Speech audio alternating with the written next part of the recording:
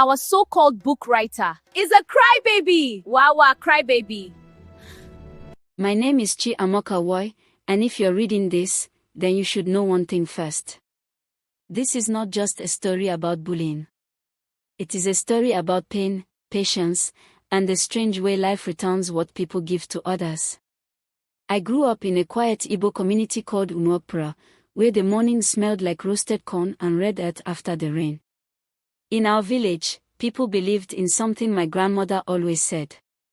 What you throw into the world will find its way back to you.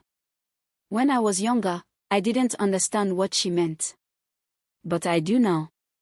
In Umuopura Community Secondary School, there were 3 girls everyone feared. Adis Okafor, Nkiru Is, Somto Obi. They ruled the school like queens. And I was their favorite target. I was quiet. I loved books more than people. I carried a small blue notebook everywhere because I loved writing stories. While other students talked during lunch break, I sat under the mango tree behind the classroom building and wrote. To me, writing was freedom.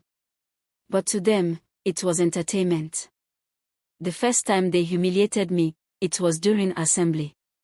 Adi snatched my notebook and began reading my story out loud in a mocking voice.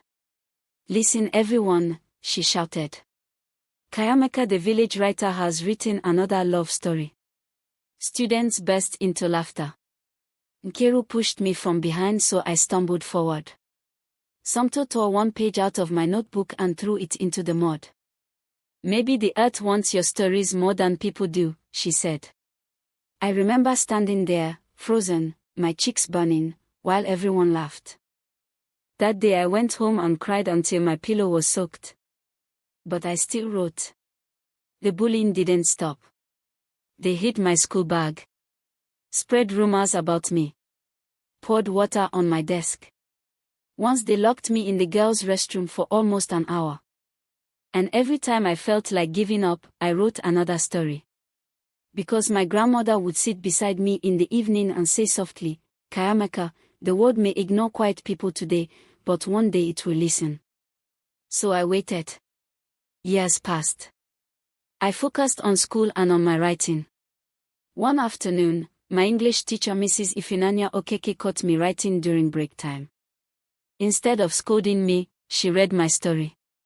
She looked at me for a long moment and said words that changed everything. Kayameka, one day people will pay to read your pain. I didn't believe her then. But life was quietly preparing something. In my final year of school, I entered a national writing competition. I wrote about a girl who was bullied but refused to let her voice die. Months later, I received a call. I had won first place in the entire country. My story was published. For the first time, people clapped when they said my name. And the 3 girls who once mocked me. They watched from the crowd. But life had already started moving in a different direction for them. Adiz, the loudest of them all, was expelled the following year after she was caught cheating during exams. Nkiru got involved with the wrong group of friends and struggled to finish school. Somto became pregnant before graduation and dropped out. While my world slowly opened, theirs seemed to shrink. Years later, I became a known writer, telling stories about resilience, culture, and survival. Then one day I received an invitation. Umuopura Community Secondary School wanted me to return as a guest speaker. Standing on that stage again felt strange. The same hall. The same walls. The same place where my notebook once fell into the mud.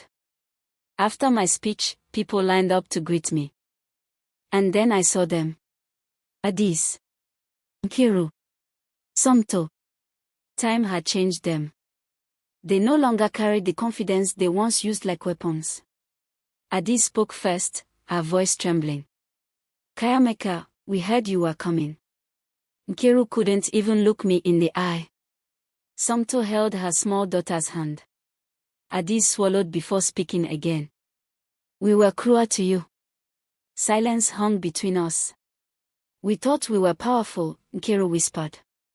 But life humbled us. For a moment, the old memories returned like ghosts. The laughter. The torn pages. The locked bathroom. And then I remembered something. If I held on to that pain forever, they would still control my story. So I took a deep breath. I remember everything, I said. Their faces fell. But I also remember that without those moments, I might never have become the writer I am today. Sumter looked up slowly. You forgive us? I smiled softly. Life already taught the lessons. That evening, as I walked past the mango tree where I once sat alone writing, I touched the bark gently. The wind moved through the leaves like whispers from the past. Once upon a time, I was the quiet girl everyone laughed at. Now I was the girl whose words traveled far beyond Umuopera. And the same notebook they once mocked. It had written the very story that changed my life. So if you ever feel like the world is laughing at you, remember my name. Kayame Kanwoi. The girl they tried to silence. The girl whose ink never forgot. And trust me, the next chapter of your life can always surprise the people who doubted you. If you enjoyed this story, please make sure to follow me and also subscribe to my YouTube channel for more exciting stories.